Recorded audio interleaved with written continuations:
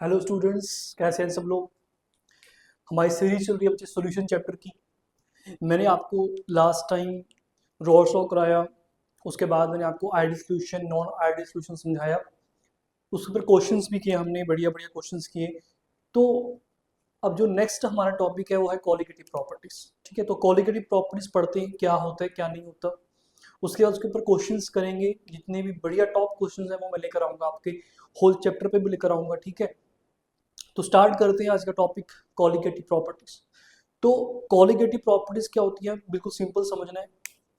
वो प्रॉपर्टीज है सॉल्यूशन की जो डिपेंड करती हैं नंबर ऑफ सोल्यूट पार्टिकल्स पे। दोबारा सुनना, वो प्रॉपर्टीज जो डिपेंड करें only on the number of the solute particles, की संख्या कितनी है सोल्यूट पार्टिकल्स की, और उसके नेचर पे डिपेंड ना करें। किसके? सोल्यूट के नेचर पे डिपेंड ना करें, सिर्फ उसके जो नंबर ऑफ पार्टिकल्स है सोल्यूशन के अंदर उस पर डिपेंड करे, उसको बोलते हैं कॉलिगेटिव प्रॉपर्टीज। अब दूसरी बात याद रखना है, ये बात कई बार घुमा सकते हैं लैंग्वेज को।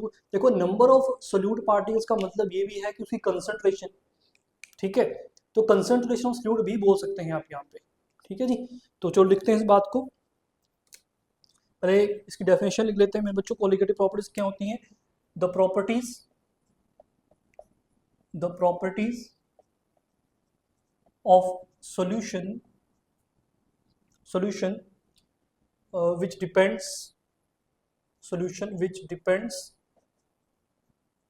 depends on the number of solute particles। ध्यान दें, नंबर ऑफ सोल्यूट पार्टिकल्स पे। नंबर ऑफ सोल्यूट पार्टिकल्स का मतलब कंसंट्रेशन भी है जी, याद रखिएगा। ठीक है जी, कंसंट्रेशन किसकी? सोल्यूट की, ऑब्वियसली है, सॉल्वेंट की नहीं बोल रहा। Depends on number of solute particles, bracket में concentration of solute which depends on the number of solute particles but not on the nature of solute। Solute के नेचर पे डिपेंड ना करिए। ठीक है, not on the nature of the solute, उनको कहा जाता है कॉलिगेटिव प्रॉपर्टीज, और कॉल्ड कॉलिगेटिव प्रॉपर्टीज। ठीक है जी। तो यहाँ से एक बात, अगर मैथमेटिकल हम बात करें तो हमें ये पता चलता है कि जो कॉलिगेटिव प्रॉपर्टी को मैं सी डॉट जी लिखूंगा जी। तो जो वैल्यू होती है कॉलिगेटिव प्रॉपर्टी की, वैल्यू ऑफ कॉलिगेटिव प्रॉपर्टी दिख रहा है हमें, किस पे डिपेंड करिए? नंबर ऑफ सोल्यूट पार्टिकल्स पे। तो डायरेक्टली प्रोपोर्शनल होगा बच्चे किसके? नंबर ऑफ सोल्यूट पार्टिकल के। याद रखिएगा, नंबर ऑफ सोल्यूट पार्टिकल्स कितने हैं, या फिर कंसंट्रेशन बोल सकते हैं आप सोल्यूशन की। ठीक है जी, कंसंट्रेशन ऑफ द सोल्यूट। मैं बराबर सोल्यूशन नहीं बोलना जी, कंसंट्रेशन ऑफ सोल्यूट बोलना है। फर्क होता है कंसंट्रेशन सोल्यूट में, कंसंट्रेशन ऑफ सॉल्यूशन में, कंसंट्रेशन ऑफ सॉल्वेंट में। ठीक है जी। तो वैल्यू ऑफ कॉलिगेटिव प्रॉपर्टी वो होगी जो आपकी डिपेंड करती है नंबर ऑफ सोल्यूट पार्टिकल्स पे। अब आगे चलते हैं, कहा गया। ठीक है, तो कॉलिगेटिव प्रॉपर्टीज बच्चे कितने प्रकार की होती हैं ये भी याद रखनी है आपने। ये हमारे पास टोटल 4 टाइप की होती हैं। 4 टाइप्स पढ़ते हैं, वो कौन कौन सी हो सकती हैं? Types of colligative properties, types of colligative properties. तो मैंने कहा 4 टाइप्स की हैं जी। तो पहला है मेरे बच्चे relative lowering in vapour pressure. इसके बारे में हम बात कर चुके हैं पहले, वैसे थोड़ा सा और डिटेल में पढ़ेंगे। Relative lowering in vapour pressure. ठीक है जी। सेकंड होता है हमारा elevation in boiling point, elevation in boiling point. And third depression in freezing point, and fourth is osmotic pressure. ये सबसे अलग है वहां पे, इसको भी हम अच्छे से पढ़ेंगे, सबको डिटेल में पढ़ने जाएंगे मेरे बच्चे। याद रखिएगा यहाँ पे ये जो किस्सा है कॉलिगेटिव प्रॉपर्टीज की, जो स्टोरी है, ये स्टार्टिंग कहाँ से होती है? आपको याद होगा रॉल्स लॉ पढ़ा था हमने, वहां पे रॉल्स लॉ में 2 केस थे। एक सल्यूट हमने ऐड किया था कैसा, जो वोलेटाइल था, एक ऐसा था जो नॉन वोलेटाइल था। तो आपको याद होगा जब हमने नॉन वोलाटाइल सॉल्यूट ऐड किया था तो याद करो क्या हुआ था, जो वेपर प्रेशर था सोल्यूशन का वो लोअर हो गया था, लेस हो गया था। हमने कहा था कि जो वेपर प्रेशर होगा is less than that as expected from the Raoult's law. जो सोल्यूशन का वेपर प्रेशर हो जाता है वो डिक्रीज कर जाता है। तो देखो वही तो है रिलेटिव लॉरिंग वेपर प्रेशर। तो इसका मतलब ये हुआ कि ये कहानी स्टार्ट कहाँ से हुई, जब आपने कोई नॉन वोलाटाइल सॉल्यूट ऐड किया है सॉल्वेंट में। ठीक है जी, तो चलते हैं यहाँ पे नेक्स्ट। एक बात और मैं यहाँ पे आपको बताना चाहूंगा वो ये है कि कॉलिगेटिव प्रॉपर्टीज की वैल्यू जो होती है किस पर डिपेंड करती है, कौन कौन से फैक्टर्स हैं वो। एक बार आप सोच सकते हैं, मैं यहाँ पे रफ कर देता हूँ। अगर मैं कहूँ कि factors on which colligative properties depend, तो मुझे बताएगा कोई, सोचो क्या हो सकता है।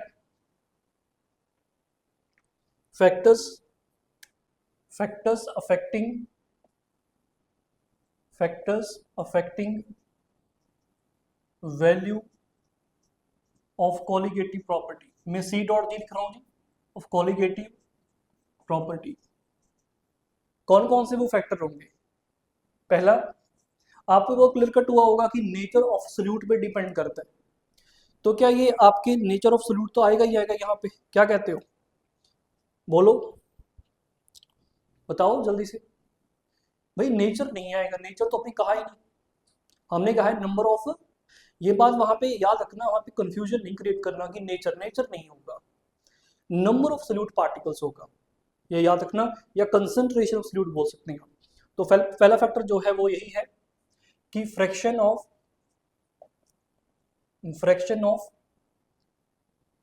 Solute particles in the solution वो कितना है। ठीक है, सेकंड, नेचर ऑफ सॉल्वेंट पे ध्यान रखना, मैं नेचर ऑफ सॉल्वेंट कहा है, सॉल्यूट नहीं कहा। ठीक है, कॉलिगेटिव प्रॉपर्टी की जो वैल्यू है वो सॉल्वेंट के नेचर पे भी डिपेंड करती है, कैसे करती है इसको हम आगे समझेंगे। ठीक है, जब हम लास्ट में जाएंगे तो मैं उस टाइम पे समझाऊंगा कि नेचर ऑफ सॉल्वेंट पे कैसे डिपेंड करती है कॉलिगेटिव प्रॉपर्टी की वैल्यूज, ध्यान रखिएगा, इंपॉर्टेंट है। थर्ड है एक्सटेंट ऑफ डिसोसिएशन और association of solute in the solvent. यहाँ पे एक्सटेंट मतलब किस हद तक, एक्सटेंट मतलब किस हद तक या किस डिग्री तक जो आपका सोल्यूट है वो सॉल्वेंट में डिसोशिएट या एसोसिएट हो रहा है। डिसोशिएट होने का मतलब है अपने पार्टिकल्स में बिखर जाना, एसोसिएट होने का मतलब है कि बहुत सारे पार्टिकल्स मिलकर एक सिंगल मॉलिक्यूल बनाते हैं, बिगर मॉलिक्यूल बना देते हैं। तो मतलब किस डिग्री तक, किस हद तक वो उसमें डिसोशिएट होता है सॉल्वेंट में, और किस हद तक एसोसिएट होता है, इस बात के ऊपर भी डिपेंड करती है कॉलिगेटिव प्रॉपर्टीज। चलो आगे चलते हैं, अब सबसे फर्स्ट पढ़ते हैं relative lowering vapour pressure. Relative lowering vapour pressure ये आया कहां से है। ठीक है जी, इसको समझना जरा, यहाँ पे इंपॉर्टेंट है जी। फर्स्ट कॉलिगेटिव प्रॉपर्टी रिलेटिव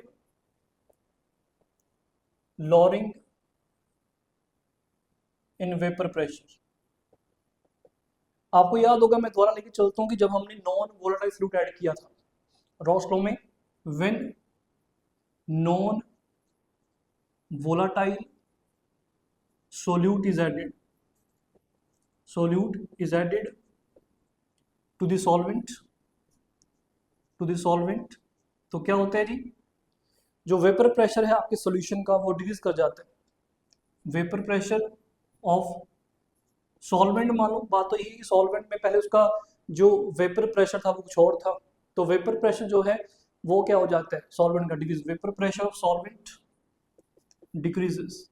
ठीक है जी, अब कहा गया कितना, रॉड्सटोन ने ये भी बताया था कि जो वेपर प्रेशर सॉल्यूशन का वेपर प्रेशर होगा वो किसके इक्वल था, याद करो रॉड्सटोन में मैंने कहा था P degree of solvent into mole fraction of solvent, यही था P डिग्री ऑफ सॉल्वेंट, क्योंकि सॉल्वेंट ही जाएगा कहाँ पे वेपर फेस में, सोल्यूट तो नहीं जा रहा था, into mole fraction of solvent in the solution, याद है इन दी सॉल्यूशन है वेपर फेस में नहीं है। तो यहाँ से अगर मैं थोड़ा सा और इसको इलेबोरेट करते हैं जी, इसको नीचे लेकर आते हैं, थोड़ा सा इसमें मैनिपुलेशन करते हैं। P solution upon P degree solvent equal to mole fraction of solvent. मैं क्या करता हूँ, दोनों तरफ नेगेटिव से मल्टीप्लाई करता हूँ, नेगेटिव से मल्टीप्लाई कर दिया। फिर मैं क्या करता हूँ, वन ऐड कर बोथ साइड्स, वन ऐड करते हैं बोथ साइड्स। जब ऐड करेंगे यहाँ पे आप एलसीएम ले सकते हैं, तो इसका बनेगा P degree solvent minus P solution upon P degree solvent is equal to one minus x solvent क्या होता है, mole fraction of solute, mole fraction of solute. तो ये याद रखिएगा मेरे बच्चे, ये है आपका रिलेटिव लॉरिंग वेपर प्रेशर। जो ये पूरी टर्म है, पूरी की पूरी टर्म बोल रहा हूँ जी, ये वाली टर्म, ये फुल टर्म, ये वाली, ये क्या है, relative lowering vapour pressure obviously है जो P degree solvent minus P solution है। जो सोल्यूशन का वेपर प्रेशर होगा वो तो कम होगा किससे, आपके प्योर सॉल्वेंट से, तो जो उनका डिफरेंस होगा वही क्या होगा, lowering in vapour pressure. Lowering in vapour pressure हो गया, आपने डिवाइड कर दिया किससे, पी डी सॉल्वेंट से, तो रिलेटिव हो गया उसके। तो पूरी की पूरी टर्म क्या बन गई, relative lowering in vapour pressure. मतलब ये पूरी की पूरी टर्म जो है बच्चे, इसको हम कहेंगे relative lowering in vapour pressure. जो सिर्फ आपके पास ये है, जो न्यूमरेटर पार्ट है, मान लो ये न्यूमरेटर पार्ट है, ये वाला पार्ट न्यूमरेटर पार्ट, ये क्या है, ये आपका सिर्फ लॉरिंग इन वेपर प्रेशर, ध्यान रखिएगा। ये जो रेड वाला पार्ट है, जो न्यूमरेटर बोल रहा, न्यूमरेटर पार्ट है आपका, ये numerator part, this only this is lowering in vapour pressure, lowering इन।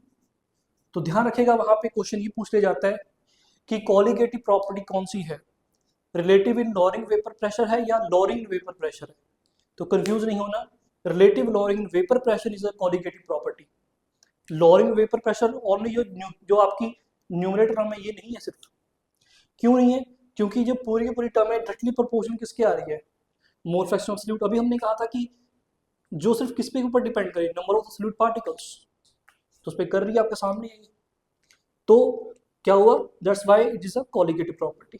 ठीक है, ध्यान रखेंगे मेरे बच्चों, इसको नोट कर लीजिएगा, इंपॉर्टेंट है, ध्यान रखिएगा लॉरिंग वेपर प्रेशर क्या है। चलो आगे चलते हैं, इसको नोट कर लें सबके सब।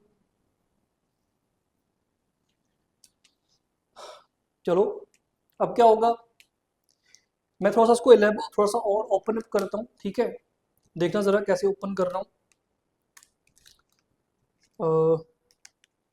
जो ये P degree solvent minus P solution है, मैं इसको डेल्टा पी लिखता हूँ, delta P upon P degree, simple term में ऐसे लिखते हैं हम। ठीक है, अगर हम सिंपल टर्म में यहाँ पी डिग्री सॉल्वेंट का होगा, ये बात है पी डिग्री सॉल्वेंट नहीं लिख रहा लेकिन होगा जरूर। यहाँ पे एक्स सोल्यूट है, एक्स सोल्यूट को मैं कैसे लिखूँ, number of moles of solute, number of moles of solute upon number of moles of solute plus solvent, यही फॉर्मूला होता है जी। ठीक है, यहाँ पे कई बार कंडीशन आती है, अगर मैं ये मान के चलूँ कि आपका सोल्यूशन जो है वो डाइल्यूट है, बहुत ज़्यादा डाइल्यूट है, if solution is very dilute, इसकी मैं आपको जब क्वेश्चन आएंगे मैं क्वेश्चन में भी समझाऊंगा कि हमने जो अप्रोक्सीमेशन है वो कैसे मानते हैं। मैं पहले बता चुका हूँ मेरे ख्याल से, जो जेईई एडवांस के क्वेश्चंस करवाए हैं मैंने, जो मेरी सीरीज है उसमें जेईई एडवांस के प्रीवियस क्वेश्चन में समझाया हुआ मैंने कि आपको अजम्पशन कैसे माननी है। ठीक है, न्यूमरेटर वाली पार्ट की। ठीक है, यहाँ पे कहा मैंने if solution is very dilute है, तो हम कह सकते हैं कि जो N solute plus N solvent होगा बच्चे, वो अप्रोक्सीमेटली एन सॉल्वेंट के इक्वल होगा। ठीक है जी, तो यहाँ से जो delta P upon P degree आया, वो आपका number of moles of solute divide by number of moles of solvent आ जाएगा। अब आपको पता है, क्या पता है जी, हमें पता है कि जो number of moles of solute का फॉर्मूला क्या होता है, given mass of solute divide by molar mass of solute, given mass of solute upon molar mass of solute. और सेम मैं लगाऊंगा किसके लिए, एन सोल्यूट के लिए, W solvent upon molar mass of solvent. तो यहाँ से ये फॉर्मूला जो है, यहाँ से हम मोलर मास ऑफ सोल्यूट निकाल सकते हैं। तो जो मोलर मास ऑफ सोल्यूट होगा उसका फॉर्मूला आपके पास आ जाएगा that is W solute, that is given mass of fluid upon given mass of solvent. ये डेल्टा पी नीचे आएगा बच्चे, जो रिलेटिव लोअरिंग वेपर प्रेशर नीचे आ जाएगा, और ऊपर आ जाएगा आपका यहाँ पे मोलर मास ऑफ सॉल्वेंट। ये देखो, ये कोई डेरिवेशन आती नहीं है, आपको सिर्फ फॉर्मूला याद रखना है, फॉर्मूला होता है क्या है, ठीक है। सिंपल फॉर्मूला याद रखेंगे। एक तो ये याद रखेंगे, जब नॉन वोलेटाइल सॉल्यूट ऐड करते हैं तो वेपर प्रेशर सॉल्यूशन क्या होता है, ये होता है।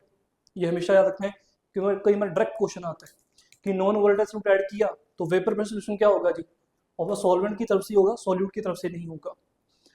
तो रिलेटिव लॉरिंग वेपर प्रेशर क्या होगी, उसका आंसर सिंपल एब्सोल्यूट है, बस बात खत्म। उन्होंने पूछा कि रिलेटिव लॉरिंग वेपर प्रेशर कितनी है, तो आप कहेंगे जो मोल फ्रैक्शन है सॉल्यूट की, वही उसका आंसर होगा रिलेटिव लॉरिंग वेपर प्रेशर का, याद रखिएगा।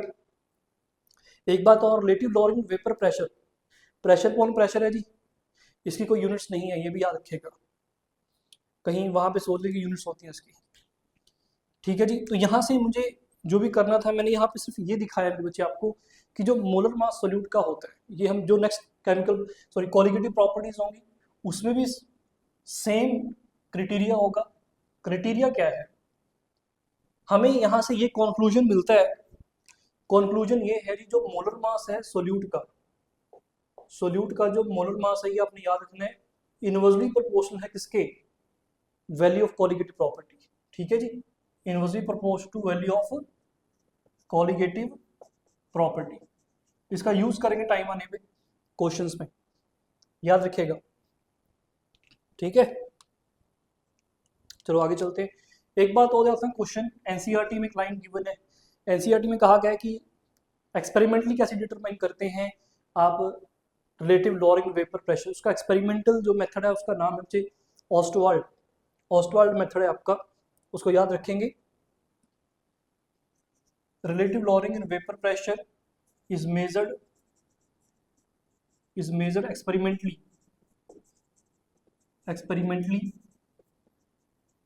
ठीक है जी, by Ostwald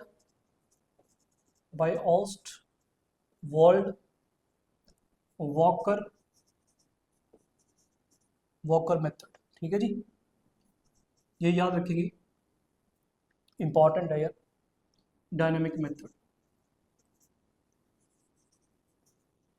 ये साइंटिस्ट के नाम है जी ऑस्वाल्ड वॉल्कर, जो भी था, जिन्होंने ये, इसका सेटअप देख सकते हैं आप, एनसीईआरटी में है। सेटअप की इतनी ज़्यादा जरूरत नहीं है, सेटअप आप देख सकते हैं कि हाँ भी दिखता कैसा है, ठीक है।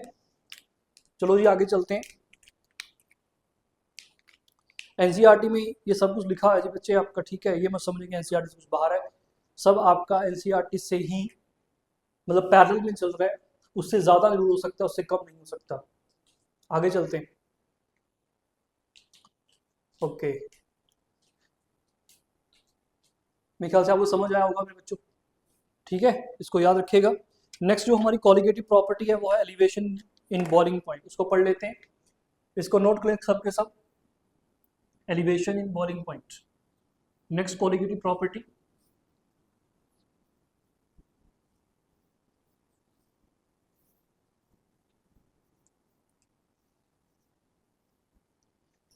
मैं सेकंड कोलिगेटिव प्रॉपर्टी दिख रहा हूं जी, इट इज एलिवेशन, बहुत ध्यान सुनिएगा, एलिवेशन इन बॉइलिंग पॉइंट, ठीक है। एलिवेशन का मतलब है कि इंक्रीज होना बॉइलिंग पॉइंट का, ठीक है। तो पहले ये पता करते हैं कि बॉइलिंग पॉइंट होता क्या है, बॉइलिंग पॉइंट की डेफिनेशन क्या है, जो आपने 10th में पढ़ी है, लोअर क्लासेस में तो यही पढ़ा होगा कि बॉइलिंग पॉइंट क्या होता है जी, जहाँ ये वो टेम्परेचर होता है जब आपका कोई भी जो लिक्विड है वो बॉयल करना स्टार्ट कर दे, कहने का मतलब liquid converted into the gases face और गैसेस वेपर फेस, वो टेम्परेचर कहलाता है बॉइलिंग पॉइंट। लेकिन हमें थोड़ा सा लेवल अप करना पड़ेगा, तो बॉइलिंग पॉइंट की डेफिनेशन सुनिएगा।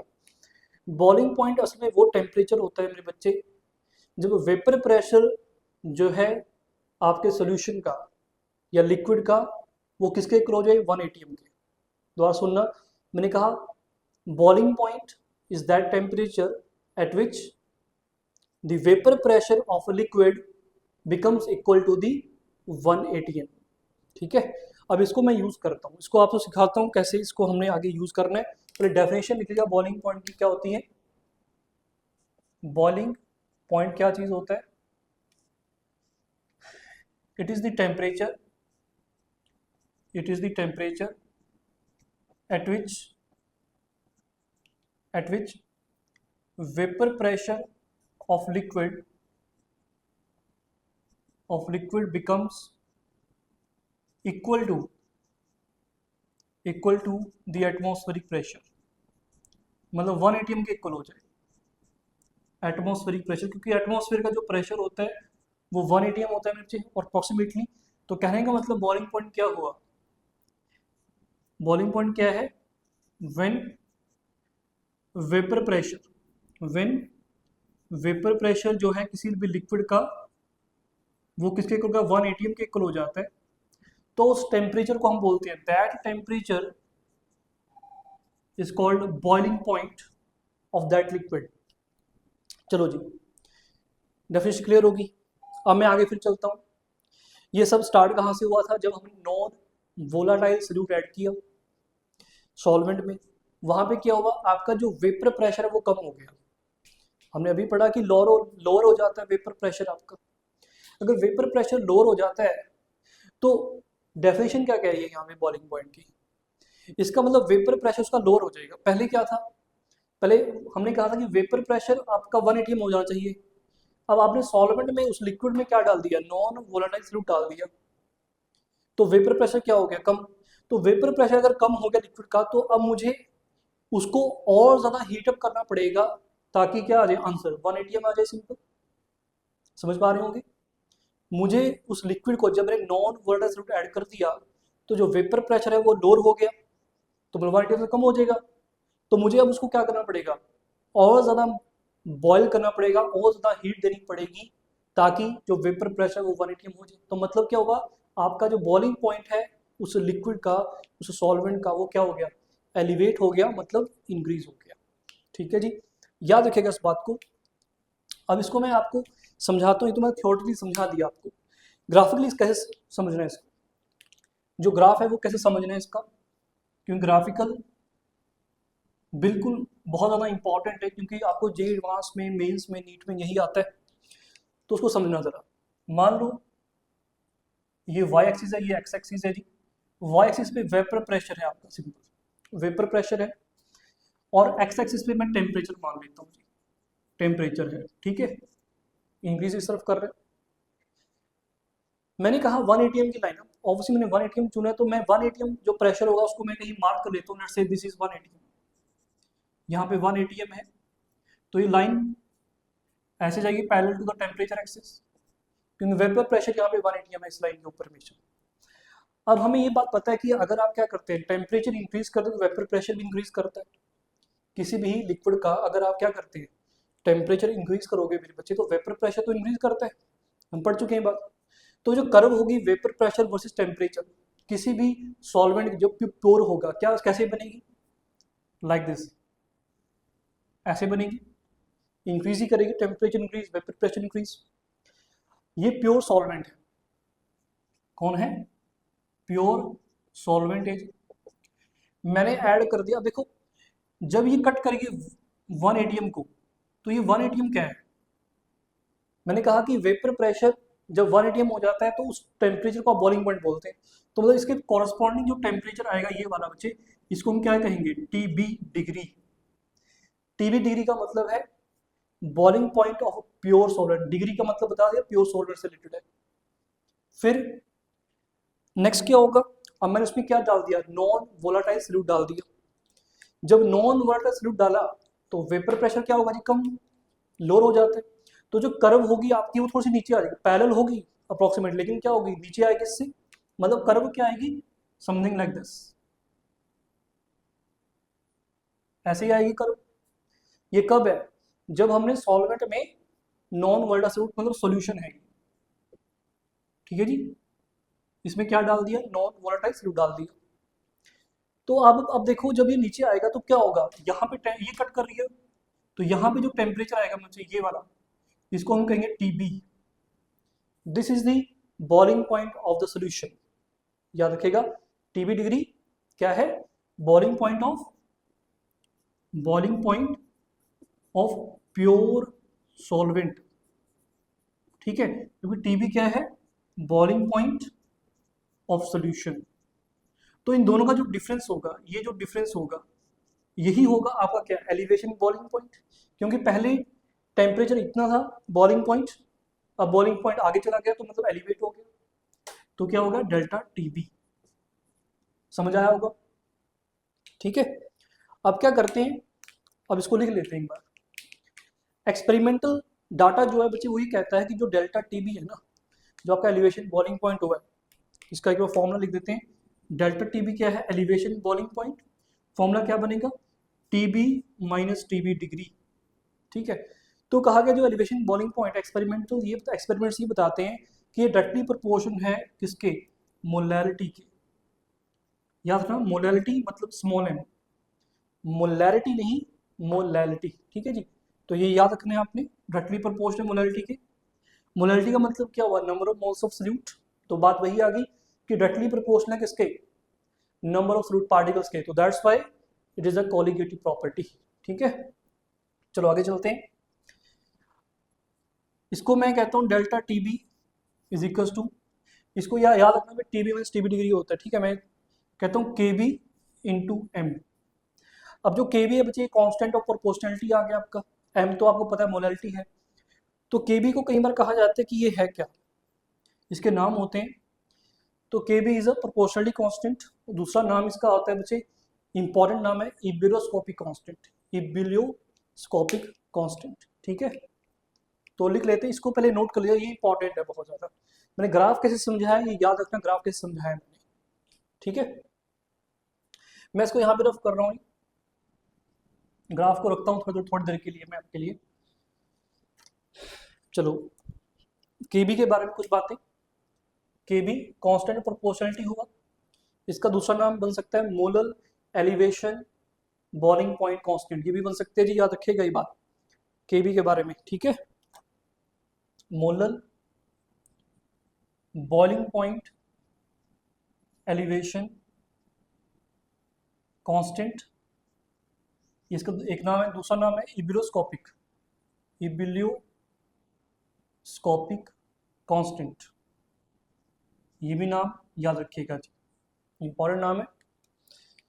अब दूसरे बोलते हैं केबी की यूनिट्स क्या होंगी, यूनिट्स ऑफ केबी बताओ कितना।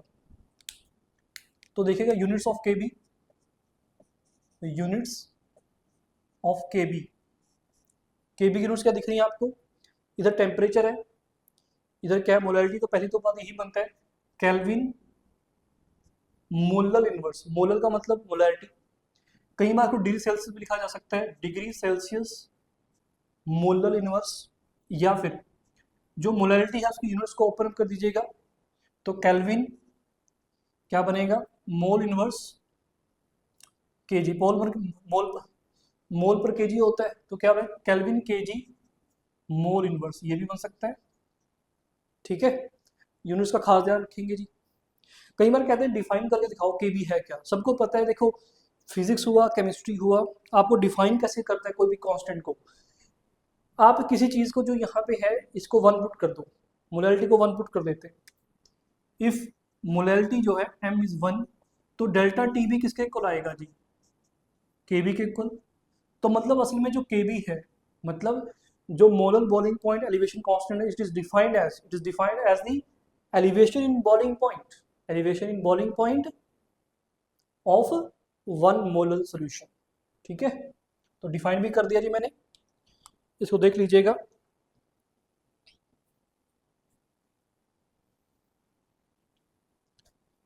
तो के बी को डिफाइन कैसे करते हैं, K B is defined as the elevation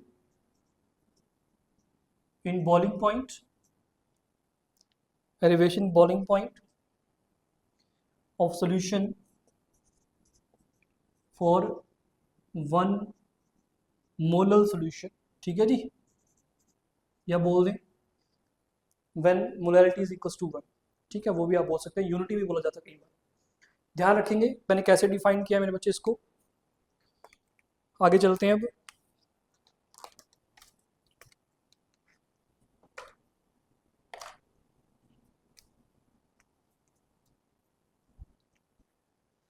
note कर लीजिएगा, यहाँ से हमें बहुत चीज़ें देखने को मिल रही हैं। ये कोलिगेटिव प्रॉपर्टी क्यों है ये भी पता चल गया। देखो इसको द्वारा वही बात आएगी, जब जैसे मैंने आपकी जो रिलेटिव लॉरेंट वेपर प्रेशर को वहाँ पे थोड़ा सा सिंप्लीफाई किया था, तो हमें वहाँ से ये दिखाई दिया था कि जो मोलर मास होता है वो इन्वर्सली प्रोपोर्शनल होगा। किसका? Molar mass of solute is inversely proportional to the value of colligative property. वो यहाँ पे भी वैलिड होगा, आप करके दे सकते हैं। ठीक है, ये बात भी याद रखना। मैं चलो उसको रफ कर देता हूँ। अब मेरे ख्याल से आपने बना लिया होगा ये, तो सुनो ध्यान से। आगे आगे क्या है, मैं यहाँ पे एक बार मेंशन जरूर कर देता हूँ मेरे बच्चे, ताकि कभी भूल ना जाए आप, कि जो मोलर मास है, मोलर मास ऑफ सॉल्यूट, वो यहाँ पे भी क्या आएगा? इनवर्सली प्रोपोर्शनल डेल्टा टीबी, वो आएगा ही आएगा, मतलब inversely proportional to the value of colligative property. ठीक है, एक बात और, यहाँ पे कई जो स्टूडेंट्स होते हैं वो थोड़ा क्या करते हैं, कंफ्यूज होते हैं। कंफ्यूज क्या? के भी देखो केल्विन में होगा, है ना, वो तो उसकी यूनिट्स लिखी हुई केल्विन, केजी, मोल इनवर्स। कई बार बच्चे क्या करते हैं, डेल्टा टीबी को वो देते हैं आपके क्वेश्चन में डिग्री सेल्सियस में, केल्विन में। तो याद रखना, चाहे डिग्री सेल्सियस में हो चाहे आप केल्विन में, कोई फर्क नहीं पड़ता। कहा क्यों नहीं फर्क पड़ता? भाई ये तो क्या है, ये डिफरेंस है किसका? टीबी माइनस टीबी डिग्री, तो डिफरेंस तो सेम आना है ना, चाहे केल्विन में ले लो चाहे आप डिग्री सेल्सियस में ले लो। मतलब जो 273 वाला आप डिग्री सेल्सियस में केल्विन में जाएंगे तो आंसर तो वही आएगा। अगर आप इसमें 273 ऐड करेंगे तो इसमें तो करेंगे ना, तो कैंसिल आउट हो जाएगा वो तो डिफरेंस अपने आप। तो याद रखना ये बात, डेल्टा टीबी जो है in degree Celsius is equals to delta TB in Kelvin. ये भूलना नहीं है, वहां पे कहीं अगर डिग्री सेल्सियस में दिया है तो उसको केल्विन में कन्वर्ट कर दो, डेल्टा टी, कोई फर्क नहीं पड़ने वाला, जिसमें है लीजिएगा, आंसर सेम आएगा, कोई दिक्कत नहीं है। ठीक है, ये बात याद रखनी है, यहाँ पे गलती नहीं करनी। उसके बाद जो केबी के बारे में कुछ एक बात और, जो केबी होता है बच्चे आपका इब्रोस्कोपिक कांस्टेंट, ये सॉल्वेंट पे डिपेंड करता है। इसकी जो वैल्यू होती है ये सॉल्वेंट डिपेंडेंट है। ये बहुत इंपॉर्टेंट, इस पर क्वेश्चन सीधा आता है, कई बार डायरेक्ट क्वेश्चन दिखा गया जेईई मेंस में, केबी इज सॉल्वेंट डिपेंडेंट, ये बात याद रखनी है। वो सॉल्वेंट पे डिपेंड करता है, इसकी वैल्यू, जो केबी की वैल्यू है वो सॉल्वेंट पे डिपेंड करेगी, ना कि सोल्यूट पे। केबी का फॉर्मूला होता है जी एक mr TB square, TB degree square, और सॉल्वेंट होगा, डिवाइड बाय डेल्टा वेपराइजेशन। अगर बॉइलिंग पॉइंट वेपराइजेशन होगा, this is the molar enthalpy of vaporisation of the solvent multiply by 1000। ठीक है जी, ये फॉर्मूला आपने भूलना नहीं है। इस फॉर्मूला पे क्वेश्चन डायरेक्ट पूछा गया है। अब आपने सर m क्या है, अगर मैंने कहा कि के भी सॉल्वेंट डिपेंडेंट है तो जितनी भी वैल्यूज हैं वो किसकी होंगी भी, सॉल्वेंट की ही होंगी। तो m क्या है भाई, यहाँ पे मास मत मानना, इज अ मोलर मास मेरे ख्याल से। ठीक है, m is a molar mass, given mass नहीं है, दोबारा बोल रहा हूँ, m is not a given mass, it is a molar mass.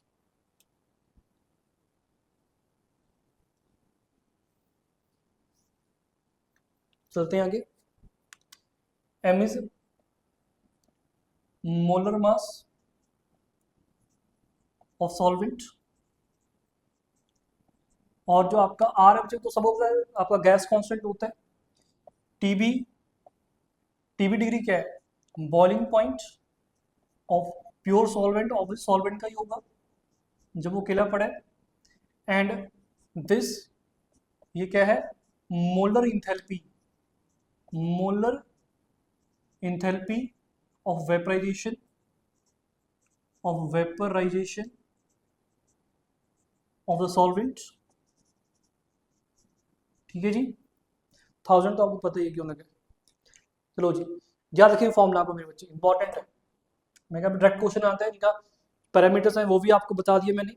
Are क्या, गैस कांस्टेंट, आपको इसकी वैल्यूज पता है ना गैस कांस्टेंट की क्या होती है, ये थर्मोडायनामिक्स में पढ़ते हैं +1 में सबसे पहले हम, कि आर होता क्या है, gas constant, universal gas constant कहा जाता है। आर की वैल्यूज पता है किसी को? अगर हम एक बार पता करें, 8.314 joule kelvin inverse mole inverse, जो ये वैल्यू है 8.3, ये लीक कब जाती है, इसकी वैल्यू 2-3 होती है, वैसे तो बहुत होती है। हमने 8.314 लेनी कब है, याद रखना ये तब ली जाती है जब आपका प्रेशर जो है और जो वॉल्यूम है वो एसआई यूनिट में हो। मतलब एसआई यूनिट का मतलब प्रेशर पास्कल में हो, पास्कल को मुझे न्यूटन पर मीटर स्क्वायर भी कहा जाता है, और वॉल्यूम किस में हो, मीटर क्यूब में। याद रखेंगे, ये तब वैल्यू यूज की जाती है। जो आर की वैल्यू होती है वो डिपेंड करती है on the units of the pressure and volume. एक और ली जाती है मेरे ख्याल से यहाँ से 0.0821, ये इसका होता है litre ATM kelvin inverse mole inverse. तो इसकी यूनिट से ही क्लियर हो गया होगा, लीटर इनवर्स मतलब वॉल्यूम लीटर में है और प्रेशर एटीएम में है। ये दो वैल्यूज जरूर याद रखेगा, ठीक है। आगे चलते हैं, मेरे ख्याल से अब क्लियर कट होगा बच्चे, सब अच्छे से क्लियर कट हुआ होगा। अब जो नेक्स्ट कोलिगेटिव प्रॉपर्टी है वो है third, depression in freezing point. Depression in freezing point मैं इसको रफ कर रहा हूँ जी, इसको एक बार लिख लीजिएगा, मैं थोड़ा साइड हो जाता हूँ, लिख लीजिए ताकि आपको याद रहेगा। Whip depression in freezing point, third colligative property चलेगी जी हमारी।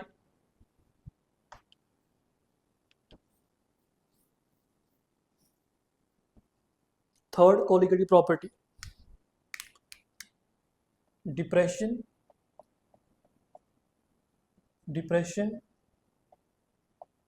In freezing point. Depression in freezing point का मतलब, डिप्रेशन का मतलब क्या है, डिक्रीज होना। देखो ये तो लाजमी की बात है,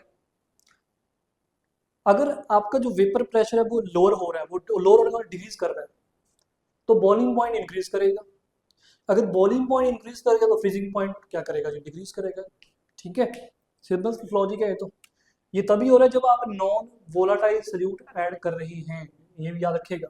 ठीक है, ठीक है जी। तो सिंपल सी बात हुई, when non volatile solute is added to the solvent, तो क्या हुआ, सीरीज कहे चलिए, वेपर प्रेशर लोअर हो गया, मतलब डिक्रीज कर गया। तो इसने क्या किया, इसकी वजह से क्या होगा, ऑब्वियसली है आपका बॉइलिंग पॉइंट क्या होगा, एलिवेट। बॉइलिंग पॉइंट इंक्रीज हो जाएगा, बॉइलिंग पॉइंट इंक्रीज होगा तो फ्रीजिंग पॉइंट क्या होगा जी, डिक्रीज होगा। ये भी याद रखिएगा, ठीक है। अब फ्रीजिंग पॉइंट डेफिनेशन में बॉइलिंग पॉइंट डेफिनेशन ली थी, तो आपके बॉल फ्रीजिंग पॉइंट की डेफिनेशन क्या होगी। फ्रीजिंग पॉइंट क्या होता है किसी भी सब्सटेंस का, वैसे हम बोलते हैं कि फ्रीजिंग पॉइंट क्या है, जब फ्रीज होना स्टार्ट हो गया, यही बोलते हैं कि वो टेम्परेचर है जब फ्रीज होना स्टार्ट हो गया। क्या आपको क्या लगता है कि इसको थोड़ा सा और फाइन किया जा सकता है। और आप इसको थोड़ा सोचें तो फ्रीजिंग पॉइंट जब आता है तो हम ये बात, हमें ये दिखता है कि जो आपकी लिक्विड स्टेट है और जो सॉलिड स्टेट है सब्सटेंस की, ध्यान सुनना, जब कोई चीज़ फ्रीज होती है तो क्या हो रहा होता है, जो आपकी लिक्विड स्टेट है और जो उसकी सॉलिड स्टेट है, ठीक है जी, उन दोनों का वेपर प्रेशर क्या रहा होगा, इक्वल। ये बात भी इंपॉर्टेंट है। तो यही फ्रीजिंग पॉइंट डेफिनेशन बनती है। तो हम ये बोलते हैं कि फ्रीजिंग पॉइंट क्या है, ये वो टेम्परेचर है जब क्या होता है, vapour pressure of the solid state, ध्यान सुना, vapour pressure the solid state and the liquid state of the substance become equal, जो इक्वल हो जाते हैं उसको फ्रीजिंग पॉइंट बोलते हैं। ठीक है जी, उस टेम्परेचर को। तो लिखिएगा, मैं यहाँ पे लिख रहा हूँ कि फ्रीजिंग पॉइंट डेफिनेशन लिखनी है आपने। Freezing point is the temperature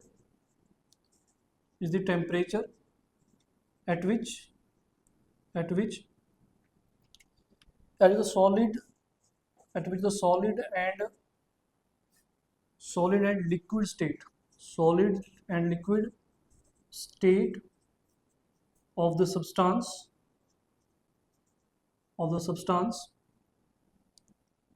have same vapor pressure।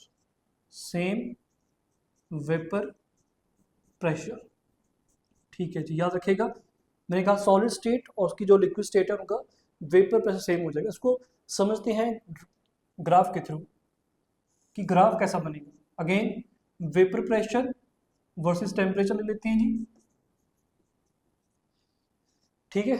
अब आपको वही बातें सेम कि जो आपका प्योर सॉल्वेंट होगा प्योर सॉल्वेंट का जो वेपर प्रेशर होगा वो ऐसा ही होगा जी, ये बात हमें पता है। मैं बता दें क्यों ऐसा होता है। वेपर प्रेशर इंक्रीज करता है अगर टेम्परेचर इंक्रीज कर रहा है। ये प्योर सॉल्वेंट है, प्योर सॉल्वेंट। मैं मान के चलता हूँ कि जब ये यहाँ पे आ गया, यहाँ पे प्योर सॉल्वेंट, ये फ्रीज हो गया। फ्रीज होने का मतलब इसके जो कॉरस्पॉन्डिंग यहाँ पे जो टेम्परेचर होगा ये TF डिग्री होगा। TF डिग्री का मतलब freezing point of the pure solvent. ठीक है, मैं यहाँ पे सोचा था जब टेम्परेचर यहाँ पे आया ये इसके कॉरस्पॉन्डिंग वेपर प्रेशर था। ठीक है, तो वो क्या हो गया, फ्रीज हो गया।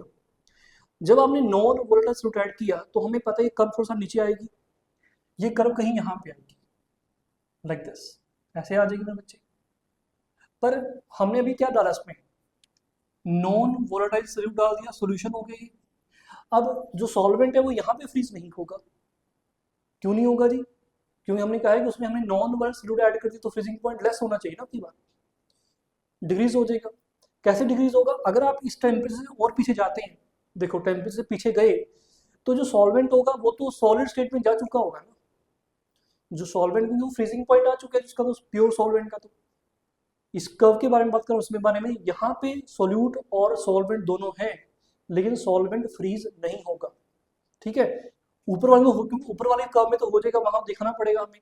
वहां पे क्या होगा, अगर आप इस टेम्परेचर आगे जाते हैं तो क्या दिखाई देता है कि ये कर्व नीचे की तरफ आना स्टार्ट हो गई आपकी बहुत जल्दी। जल्दी क्यों, क्योंकि पता है अब टेम्परेचर आप जो मर्जी टेम्परेचर और कम होगा, वो किस स्टेट में जा रहा है, सॉलिड में। अगर सॉलिड स्टेट में जब जाता है तो क्या वेपर्स बन जाएंगे, बहुत कम बनेंगे ना, बहुत कम चांस है। तो एकदम से डिक्रीज होगा किस पे, वेपर प्रेशर में। अब आगे चलते हैं, यहाँ से देखो, अगर मैं सोल्यूशन को थोड़ा सा आगे हो लेकिन इसका टेम्परेचर कम करता हूँ, टेम्परेचर कम करता हूँ तो क्या होगा, ये फ्रीज नहीं होगा। क्या होगा, ये आगे जाता रहेगा जाता रहेगा। जब ये दोनों मीट करेंगी तो यहाँ पे क्या होगा मेरे बच्चे, जब ये मीट करगी तो यहाँ पे क्या हुआ, वेपर प्रेशर जो है, ये कर्व किसके लिए थी, सॉल्वेंट, लेकिन कौन सा, सॉलिड स्टेट में आ चुका है सॉल्वेंट, सॉलिड सॉल्वेंट है। यहाँ पे क्या है, वो लिक्विड फॉर्म में है।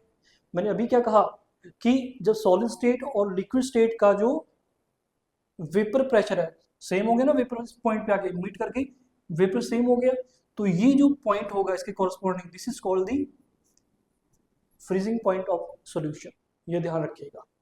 ठीक है, तो ऑब्वियसली है ये डेल्टा TF होगा जी। ठीक है, मेरे ख्याल से आपको समझ आया होगा बच्चे बहुत अच्छे से। चलो जी आगे चलते हैं, इसको नोट कर ले मेरे बच्चे सबके सब।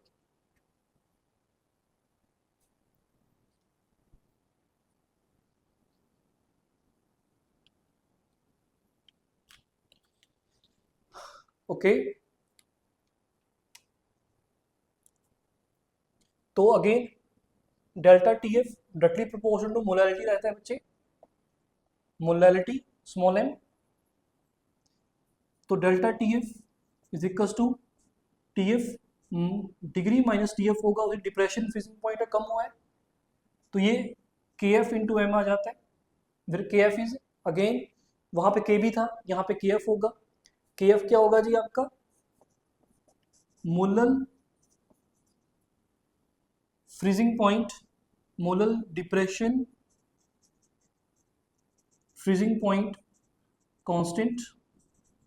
इसका दूसरा नाम होता है बच्चे क्रायोस्कोपिक, ये क्रायोस्कोपिक कांस्टेंट, याद रखेंगे ये इंपॉर्टेंट है। जैसे वहां पे इबिलोस्कोपिक कांस्टेंट था, यहाँ पे क्रायोस्कोपिक कांस्टेंट होगा,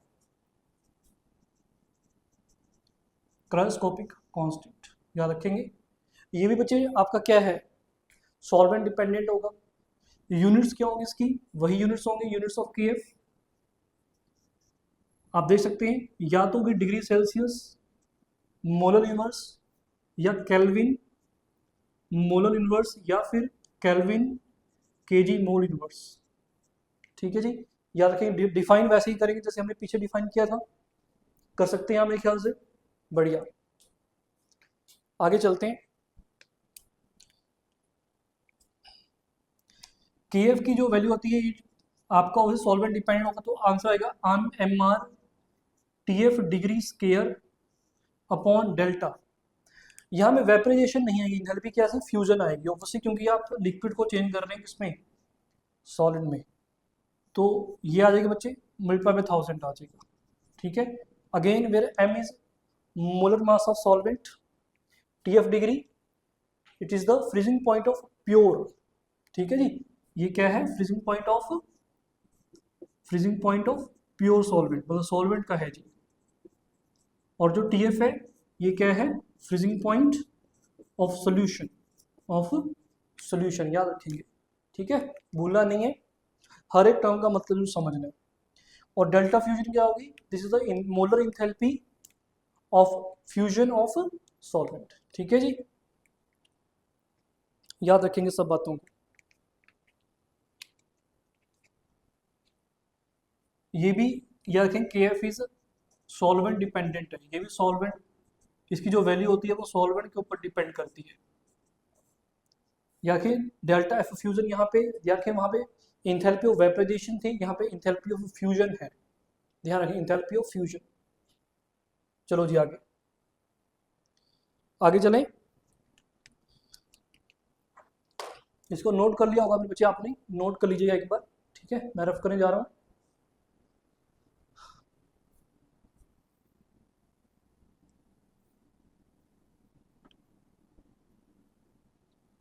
अब देखो क्या होगा, अगेन वही बात, तो ये तो बात वहीं पे जो हमने कही थी कि मोलर मास जो है सोल्यूट का, molar mass of solute is inversely proportional to the delta TF, ये हमेशा आएगा, जो मर्जी करें आप करके देख सकते हैं चाहे, ठीक है।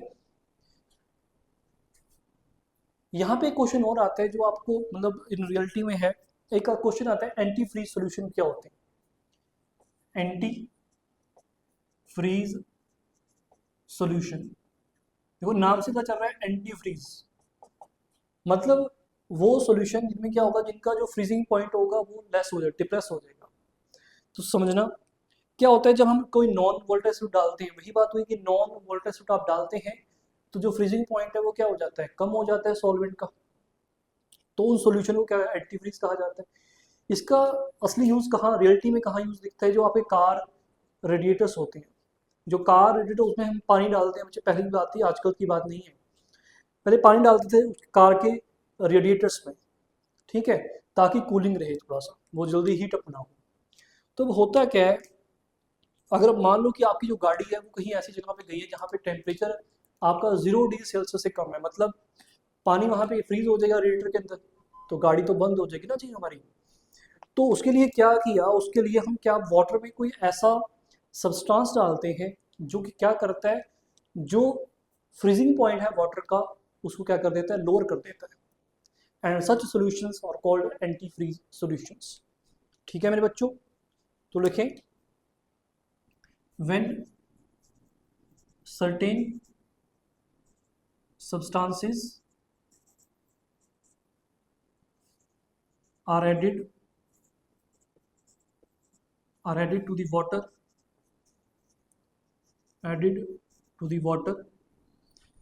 the freezing point of water get depressed, lower हो जाता है, get depressed, such solutions are called anti-freeze solutions, anti-freeze solutions, याद रखेंगे। इसका मैंने आपको रियलिटी में बता दिया, इसका यूज़ कहाँ है जी, कहाँ पे ये यूज़ किया जाता है, ये मेथड, ये कॉन्सेप्ट कहाँ यूज़ किया जाता है आपके रियल लाइफ में, ठीक है, वो भी याद रखना है। क्वेश्चन ये पूछा जाता है कि वो सब आपने कहा सर्टेन सब्सटेंस है, कोई एक एग्जांपल दे दो, कहते हैं एग्जांपल क्या है जी, एग्जांपल याद है गाड़ियों में यूज़ किया जाता है, ये कार रेडिएटर्स पे, एग्जांपल है ethylene glycol, ethylene glycol plus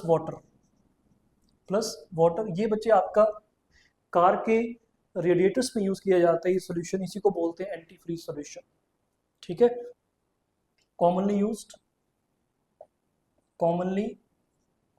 used in car radiators. इसको अगर आप किसी दुकान पे जाए, मैकेनिक की दुकान पे जाते हैं तो वहाँ पे कूलेंट कहा जाता है, आप अगर कोई उसको कहेंगे ना कूलेंट दे दो, कूलेंट, तो वह कूलेंट देगा, ज़्यादा महंगा नहीं आता कूलेंट, उसके ऊपर पढ़ लेना कौन से इंग्रेडिएंट्स होते हैं उसके अंदर, तो आपको क्लियर कट हो जाएगा कि वो एंटी फ्रीज सोल्यूशन बनते किससे हैं। तो कईयों में इथाइलिन ग्लाइकोल होता है, तो आपको दिख जाएगा वहाँ पर लिखा हुआ है, ठीक है। तो वो भी देख सकते हैं आप। नेक्स्ट एक और इसकी एप्लीकेशन है। एप्लीकेशन ये है, कहा गया है कि जो कोल्ड कंट्रीज होती है, कोल्ड कंट्रीज जैसे अलास्का हुई, कनाडा हुई आपकी, है ना? तो वहाँ पे क्या होता है, रशिया हुई, तो वहाँ पे बर्फबारी बहुत होती है, तो जो आपके रॉड्स हैं उनमें बर्फ गिर जाती है तो ब्लॉक हो जाता है। तो क्या करते हैं वहाँ पे ना, जो आपका NaCl जो कॉमन सॉल्ट है या आपका जो कैल्शियम क्लोराइड है, हम उसको स्कैटर कर देते हैं सड़क के ऊपर, ठीक है। तो उससे क्या होता है, कहा गया है, अब NaCl जो हुआ ये नॉन वोलेटाइल सॉल्यूट हो गया, ठीक है जी। ये मैंने आपको एग्जाम्पल्स याद रखें, कहा कि नॉन वोलेटाइल कौन कौन से होते हैं, ग्लूकोज होता है, आपका NaCl होता है, यूरिया होता है, ये सब के सब नॉन वोलेटाइल है। तो जैसे ही आप इसको NaCl को क्या स्कैटर करते हैं या कैल्शियम क्लोराइड को स्कैटर करते हैं आइस के ऊपर, तो जो मिक्सचर बनता है वो मिक्सचर क्या होता है, उसका जो फ्रीजिंग पॉइंट है वो डिप्रेस हो जाता है, मतलब जो आपकी आइस है वो मेल्ट होना स्टार्ट हो जाएगी, मतलब जमी हुई थी ना पहले सॉलिड फॉर्म में, लिक्विड में कन्वर्ट हो जाएगी, तो वो मेल्ट होना स्टार्ट हो जाती है। ये तब तक रहेगा जब तक जो टेम्परेचर सराउंडिंग का आपका उसे कम रहे, ज़्यादा नहीं होना चाहिए टेम्परेचर सराउंडिंग का उसका कम रहेगा, तो ऑब्वियसली है वो उसको फ्रीज होने से रोक देगा, ठीक है जी। तो इस बात को भी लिख लेते हैं, कॉमन सॉल्ट, कॉमन सॉल्ट मतलब NaCl और CaCl2 मतलब calcium chloride is scattered on the roads to melt ice in cold countries, ठीक है, कोल्ड कंट्रीज, ठीक है जी। रीजन आपको मैंने बता दिया, रीजन क्या है कि जो आपका कॉमन सॉल्ट NaCl या वाटर का जो मिक्सचर होता है वो क्या करता है, दिस इज बिकॉज NaCl और CaCl2 और CaCl2 depress the freezing point of water to such an extent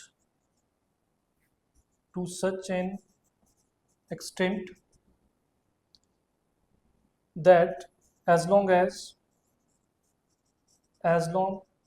the temperature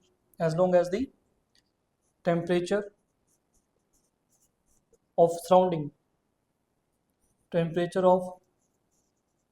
surrounding क्या रहेगा, उससे ज़्यादा रहेगा,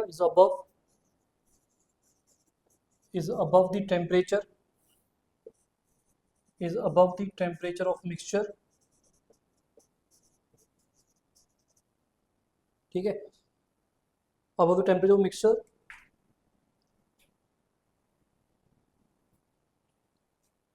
so simple बोल दो कि as long as the temperature surrounding is above this temperature, above this temperature वो टेम्परेचर कौन सा, फ्रीजिंग पॉइंट की बात कर रहे हैं, is above this temperature mixture जो होगा आपका do not freeze and ice kept on melting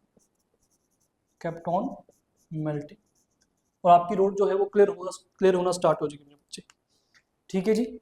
याद रखिएगा, ये मैंने छोटा छोटा क्वेश्चंस आपको बताए हैं यहाँ पे। एक क्लासिकल एग्जांपल और होता है, बहुत इंपॉर्टेंट एग्जांपल है वो, उस एग्जांपल को भी मैं यहाँ पे मेंशन करता हूँ,